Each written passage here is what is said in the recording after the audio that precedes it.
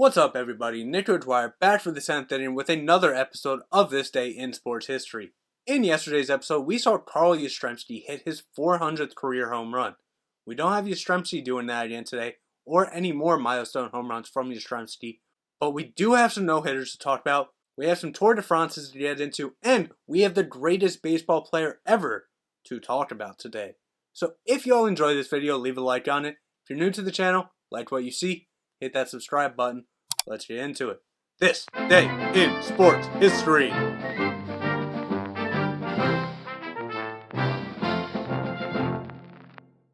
We start out today in Major League Baseball in 1883, and Charles Old Hoss Radbourn would no-hit the Cleveland Blues in an 8-0 victory over the Providence Rays. Unfortunately, I do not have the statistics to go along with it. It's hard to get those, so you'll just have to take my word for it. Move up nearly 20 years to 1902. In boxing, nearly 3 years after winning the title from Bob Fitzsimmons, James J. Jeffries would repeat this with a victory over him after an 8th round knockout to retain the heavyweight title in his 5th defense. We move up to the Tour de France now in 1937 at the 31st edition. Roger Lapabie would get his only Tour victory. 3 years later, in kind of a weird record, one that most likely will never be broken, in 1940, John Sigmund would begin swimming in the Mississippi River for a record 89 hours and 46 minutes. Just crazy. 1 year later, we moved to Major League Baseball, and Red Sox pitcher Lefty Grove would become the 12th player to reach 300 victories, but this would also be his final win of his career after a 10-6 victory for the Red Sox over the Indians. Grove on the day, 9 innings pitched, 12 hits, 6 runs allowed, 1 walk, 6 strikeouts. All that matters though, he got the victory and his final win. We move to the Tour now in 1948, and Gino Bartali would win both general and mountain classifications for the second time to get his second of 2 victories. We move to Major League Baseball now 7 years later in 1955, and Joe DiMaggio, who retired after 13 seasons with the Yankees with a lifetime .325 batting average, would be inducted into the Hall of Fame and officially dubbed the greatest living ball player, a title bestowed on him after a poll taken by the MLB in 1969. And to be fair, it was a lot harder back then to get in on the first ballot, but it is kind of ironic Joe DiMaggio, the greatest living ball player, would not get in on the first ballot. This would be his 4th ballot that he was on. But we go from one baseball great to another. 1 year later in 1956, Roberto Clemente would become the first player to hit an inside-the-park walk-off grand slam when he would hit this off of Jim Brosnan, giving the Pirates a dramatic 9-8 victory over the Cubs. 10 years later, we remain in baseball in 1966, and along with Ted Williams, maybe the greatest pure hitter of all time, Yankee manager Casey Stengel would also be elected into the Hall of Fame. So you get a Yankee and a Sox player going in at the same time. No love lost, though. 11 years later, in 1977, we now go to Pete Rose, another one who makes an argument for greatest hitter of all time. Pete Rose would become the all-time hit leader among switch hitters when he would collect his 2,881st hit after a 4th inning single off of Pete Falcone in the Reds' 9-8 loss to the Cardinals that day. This was a record that was held by Frankie Frisch, and it was established nearly half a century ago while he played for the Giants and the Cardinals. But we get off baseball for a little bit, go to 1981 in rugby, and anti-apartheid protesters in Hamilton, New Zealand would force the cancellation of a rugby test between New Zealand's All Blacks and South Africa as they invaded the pitch during the game. 1 year later in 1982, we start out at the 20th edition of the Tennis Federation Cup, and the United States would defeat Germany 3-0 to win their 11th of 18 overall titles. We stay in 82 at the US Open on the women's side. Janet Anderson with a score of 5 under would shoot a final round 68, 4 under, to claim her only LPGA Tour victory, 6 strokes ahead of Beth Daniel, Donna White, Joanne Carner, and Sandra Haney. Finally in 82, at the 69th Tour de France, Bernard Hinault would win his 4th of 5 overall Tour victories.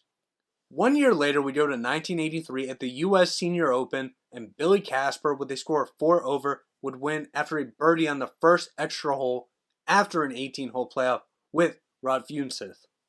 We move to basketball now 5 years later in 1988, and the Atlanta Hawks become the first NBA team to play in the Soviet Union as they would defeat the Soviet Georgia All-Stars 85-84 in an exhibition game in a 3-game series.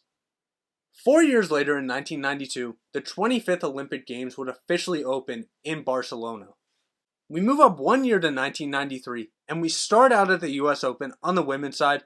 Laurie Merton, with a score of 8 under, would fire a final round 68, 4 under, to win her only major, 1 stroke ahead of Donna Andrews and Helen Alfredson. Then we move to the Tour in 1993, and Miguel Indurain would make it 3 straight Tour titles of 5 overall. Finally in 93, at the Federation Cup, Spain would win their second title with a 3-0 victory over Australia. 4 years later, we moved to the NFL in 1997, and quarterback Brett Favre would re-sign with the Green Bay Packers for a 7-year, $50 million contract.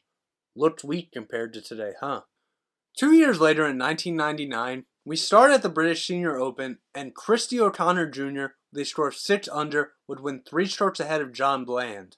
Then, at the Tour de France in 1999, Lance Armstrong would win his first of 7 consecutive Tour titles, but later, all of them would be stripped for doping. Finally in 99, at the MLB Hall of Fame ceremony, there would be an unprecedented number of first-time eligible candidates when George Brett, Nolan Ryan, and Robin Yount would all go in first ballot. The Veterans Committee also elected to select Orlando Cepeda, Nesta Chilak, Frank Saley, and Smokey Joe Williams, who would also get inducted. Now we move up to 2004, and we stay with the MLB Hall of Fame inductions. Paul Molitor, who is a member of the 3000 Hit Club, and Dennis Eckersley, who appeared in the most games of any Hall of Fame pitcher, would be inducted into the Hall of Fame. Then we go to the Tour de France in 2004, and Lance Armstrong would once again win, but he wouldn't win because, he was disqualified later. Finally in 2004, at the Copa America final, Brazil would defeat Argentina 4-2 on penalties after a 2-2 score after extra time.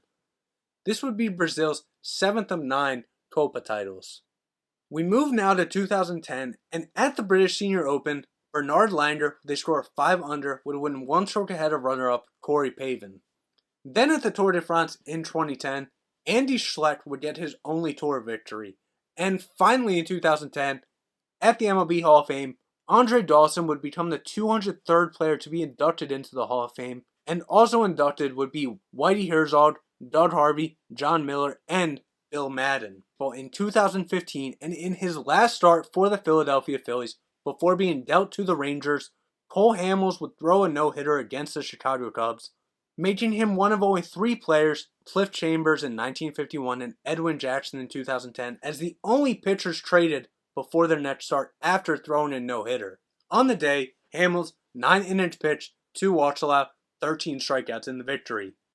We end today's video off in 2019 in Major League Baseball. Stevie Wilkerson of the Baltimore Orioles would become the first position player in MLB history to record a save when the Orioles would defeat the Angels 10-8 in 16 innings.